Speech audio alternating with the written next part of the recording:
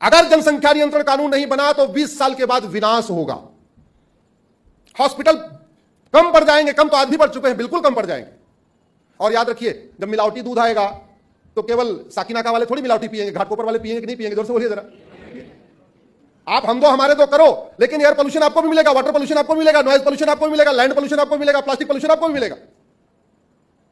यानी जो 12 करेगा, 15 करेगा, वो जो परिणाम झेलेगा वही परिणाम आपको भी झेलना पड़ेगा। तो तरीका क्या होना चाहिए? हम दो हमारे दो लागू होना चाहिए कि नहीं होना चाहिए? जनसंख्या नियंत्रण कानून बनना चाहिए कि नहीं बनना चाहिए? लेकिन बनेगा कैसे? बनेगा कहां? संसद में। मैं तो सुप्रीम कोर्ट में हूं, संसद में तो मैं नहीं हूं कि मैं वहां आवाज उठाऊं। तो आपको क्या करना पड़ेगा? जो संसद में उनको पकड़ना पड़ेगा। आपके घाटकोपर का सांसद कौन है? आपके इस एरिया का सांसद कौन है? कौन सी पार्टी के हैं? अरे वो किसी पार्टी के हो, सांसद सांसद होता है। एक बात याद रखिए, सांसद किसी पार्टी का नहीं होता। सांसद को वेतन कोई पार्टी नहीं देती, सांसद को भत्ता कोई पार्टी नहीं देती, सांसद को free air ticket, free rail ticket, free की सिक्योरिटी, फ्री का खाना बनाने वाला, फ्री की गाड़ी कोई पार्टी देती है क्या? जोर से बोलिए जरा। नहीं। सांसद को आजीवन पेंशन कोई पार्टी देती है क्या? नहीं। सांसद को सारी सुविधाएं देने वाला कौन है? जोर से बोलिए जरा। जोर से बोलिए, कौन देता है? आप देते हैं। आपके इनकम टैक्स से, आपके जीएसटी से, आपके वैट से, आपके टीडीएस से उसको वेतन भत्ता गाड़ी बंगला मिलता है। तो आपका हक बनता है, आपका अधिकार बनता है, वो किसी पार्टी का हो, आप उसको पकड़ के कहिए जनसंख्या नियंत्रण कानून बनाओ।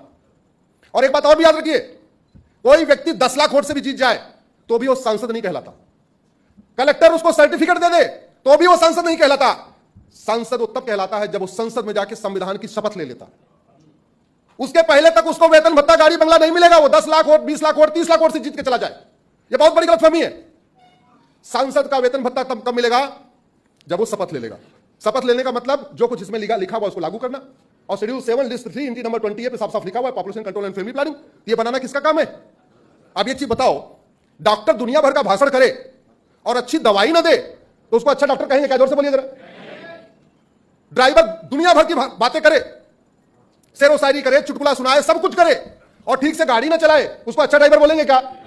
मिस्त्री दुनिया भर का भाषण दे, आप सारे लोग तो कॉन्ट्रैक्टर हो, मिस्त्री दुनिया भर का भाषण दे लेकिन ठीक से घर की दीवार ना बनाए, उसको अच्छा मिस्त्री कहेंगे क्या? उसको आप रखना पसंद करेंगे क्या? वैसे ही सांसद फीता काटे, मोमबत्ती जलाए, फलाने करे, ठिकाने करे, दुनिया भर का काम करे, लेकिन संविधान में लिखी हुई बात को लागू करवाने के लिए संसद में आवाज ना उठाए तो अच्छा सांसद हो सकता है क्या? नहीं। गड़बड़ी कहां होती है? गड़बड़ी ऐसे होती है, जब हमको कुक चाहिए, अपनी जाति वाला नहीं ढूंढते, अच्छा कुक चाहिए।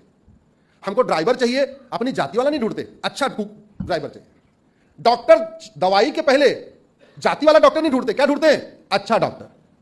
मोची जाति का हो चाहे ना हो, अच्छा मोची। हम इतने स्वार्थी हैं, हम इतने सेल्फिश हैं कि जहां हमारी खुद की रिक्वायरमेंट है वहां हर जगह हम क्वालिटी ढूंढते, रिस्पॉन्सिबिलिटी ढूंढते, अकाउंटेबिलिटी ढूंढते, और जिसको देश चलाना है उसमें केवल अपनी जाति ढूंढते। मेरी जाति वाला हो जाए बस, बात खत्म। हो तो गए मुलायम सिंह यादव 3 बार मुख्यमंत्री बन गए, बेटा यादव का क्या हो गया? कितना कल्याण हो गया? हो गया क्या? नहीं। बहन जी बन गई, मुख्यमंत्री बन गई 2-3 बार, दलितों का पूरा कल्याण हो गया क्या? नहीं। अरे गरीबी तब खत्म होगी जब जनसंख्या विस्फोट रुकेगा। बहुत सीधा सा फैसला है। जो समुदाय हम दो हमारे दो फॉलो करता है वो गरीबी से उठ के ऊपर चला जाता है, जो हम 5 हमारे 25 करता है वो गरीब का गरीब बना रहता है। और डेमोग्राफी बहुत तेजी के साथ बदल रही है। डेमोग्राफी कैसे बदल रही है इसको आप समझिए। आप वर्तमान वोटर लिस्ट निकाल लीजिए और 25 साल पुरानी वोटर लिस्ट निकाल लीजिए। अपने लोकसभा की वर्तमान वोटर लिस्ट और 25 साल पुरानी वोटर लिस्ट को कंपेयर कर लीजिए। अपने विधानसभा की वर्तमान वोटर लिस्ट और 25 साल पुरानी वोटर लिस्ट कंपेयर कर लीजिए। अपने वार्ड की वर्तमान वोटर लिस्ट और 25 साल पुरानी वोटर लिस्ट कंपेयर कर लीजिए। जिस दिन कंपेयर कर लेंगे आपकी रातों की नींद गायब हो जाएगी। मेरी रातों की नींद इसलिए गायब हो रखी है क्योंकि मैं एरिया वाइज वोटर लिस्ट को कंपेयर कर रहा हूं। और आपको बता दूं, भारत में कुल 800 जिले हैं। 800 जिलों में से 500 जिलों में अब तक जा चुका हूं। भारत के 800 जिलों में से 200 जिलों की डेमोग्राफी पूरी तरीके बदल चुकी है। 28 राज्य हैं, 8 केंद्र शासित प्रदेश टोटल हो गए 36। 36 में से 9 राज्यों की डेमोग्राफी बदल चुकी है, यानी 25% राज्यों की डेमोग्राफी बदल चुकी है। 800 जिलों में से 200 जिले यानी 25% जिलों की डेमोग्राफी बदल चुकी है। भारत में कुल 6000 तहसीलें हैं, उसमें से 1500 तहसीलों की डेमोग्राफी बदल चुकी है। भारत के बॉर्डर पे कुल 300 तहसीलें हैं, उसमें से 300 की 300 तहसीलों की डेमोग्राफी बदल चुकी है। चाहे गुजरात का कच्छ वाला बॉर्डर हो, राजस्थान का राधनपुर वाला बॉर्डर हो, आपका उत्तराखंड का बॉर्डर हो, बिहार का बॉर्डर हो, झारखंड का बॉर्डर हो, यूपी का बॉर्डर हो, असम का बॉर्डर हो, बंगाल का बॉर्डर हो, गोवा का बॉर्डर हो, त्रिपुरा का बॉर्डर हो। भारत के बॉर्डर पे जो 300 तहसीलें हैं उसमें से 300 की 300 की डेमोग्राफी बदल चुकी है। कुछ दिन के बाद जानते हैं क्या होगा? आपसे जीएसटी बढ़ाते समय कोई सरकार पूछती है क्या भैया जीएसटी बढ़ाऊं कि नहीं बढ़ाऊं? जोर से बोलिए जरा। इनकम टैक्स बढ़ाते समय कोई पूछता है क्या बढ़ाऊं कि नहीं बढ़ाऊं? अगर ये डेमोग्राफी में बदलाव नहीं रुका तो 20 साल के बाद सरकार कहेगी काम करो, आपके पास तो 2 मकान है, एक मकान आप रख लो, दूसरा छोड़ दो ना, गरीब बेचारे कहां रहेंगे, हम सरकार कितना घर बना के देगी। अब देश में सबके पास एक एक मकान रहेगा, सबका दूसरा तीसरा मकान गया। यही होगा, मैं आपको बता रहा हूं, यह मैं आपको बहुत जिम्मेदारी के साथ कह रहा हूं। सरकार को कोई नियम कानून बनाने से कोई रोक सकता है क्या? और सरकार, याद रखिए, डेमोक्रेसी में धन बल ज्यादा महत्वपूर्ण नहीं होता, बुद्धि बल ज्यादा महत्वपूर्ण नहीं होता। डेमोक्रेसी में सबसे पावरफुल होता है जनबल। धन बल, बुद्धि बल, विवेक बल सब बेकार है। डेमोक्रेसी में सबसे पावरफुल क्या होता है? मान लीजिए भाई साहब के घर में 4 वोट है, आपके घर में 20 वोट है। अब मुझे पार्षद प्रधान का चुनाव लड़ना है, मैं किसके यहां जाऊंगा? जोर से बोलिए जरा।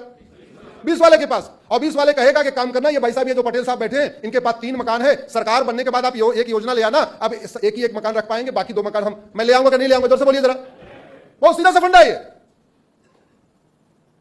अगर जिस तरीके से डेमोग्राफिक इंबैलेंस हो रहा है, 20 साल के बाद कानून आएगा, किसी के पास 2 बीघे से ज्यादा खेती नहीं होगा। लो जी, कर लो, बचा लो अपना फार्म हाउस। बचा सकते हो क्या? नहीं।